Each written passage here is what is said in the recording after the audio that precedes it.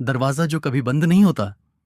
कहते हैं कुछ दरवाजे केवल आने के लिए होते हैं, जाने के लिए नहीं। और कुछ दरवाजे तो ऐसे होते हैं जो कभी बंद ही नहीं होते। ये कहानी है एक ऐसे ही दरवाजे की, एक रहस्यमयी घर की और एक लड़की की, जिसने अपने परिवार के प्यार में वो सच जानने की हिम्मत की जिससे पूरा शहर आंखें चुराता रहा।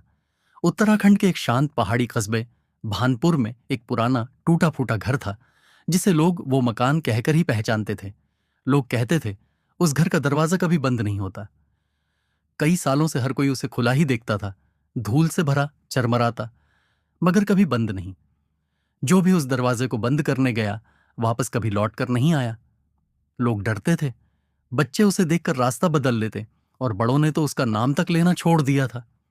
16 साल की पाखी अपनी दादी के साथ उसी कस्बे में रहती थी। उसके माता पिता का बचपन में ही देहांत हो गया था।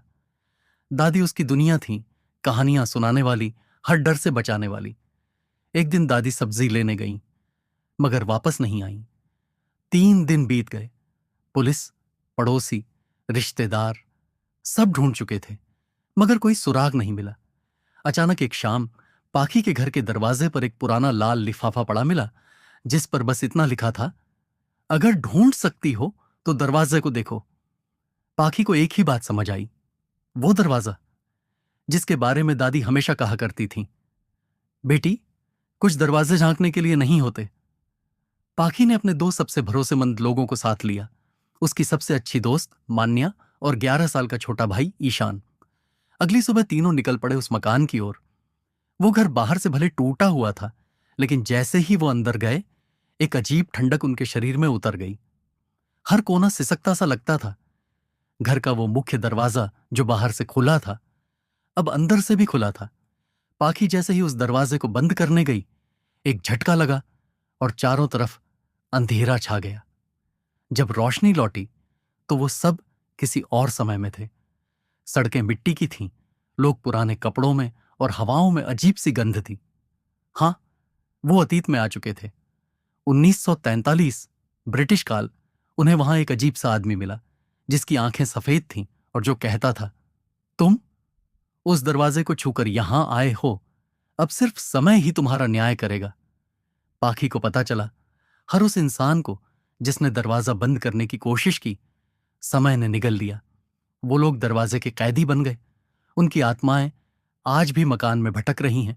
एक रात पाखी ने किसी को पुकारते सुना, पाखी, मेरी बच्ची। वो दादी की आवाज थी।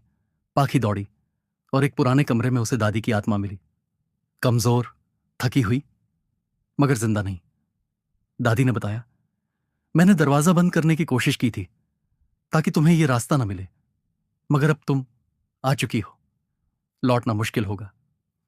एक रहस्यमयी साधु मिला उन्हें, जिसने कहा, इस समय से निकलने का एक ही रास्ता है।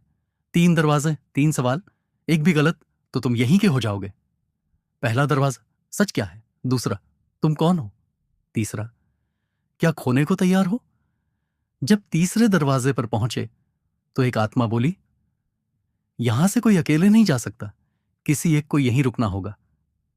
पाखी आगे बढ़ी, अगर किसी को रुकना है तो मैं रुकूंगी, बस मेरे भाई और दोस्त को वापस जाने दो। मान्या और ईशान चिल्लाए, नहीं पाखी, मत करिए। मगर निर्णय हो चुका था। सुबह के समय पाखी की आंखें खुली। वो अपने ही घर के बरामदे में थी और हैरानी की बात, दादी भी वहीं थी, जिंदा, मुस्कुराती हुई। ईशान और मान्या भी सुरक्षित थे, मगर उस घर का दरवाजा इस बार पूरी तरह बंद था। लोगों ने देखा, पहली बार उस दरवाजे ने अपने आप को हमेशा के लिए बंद कर लिया। हर रहस्य को सुलझाने से पहले उसकी कीमत समझो। कुछ दरवाजे बंद ही अच्छे होते हैं।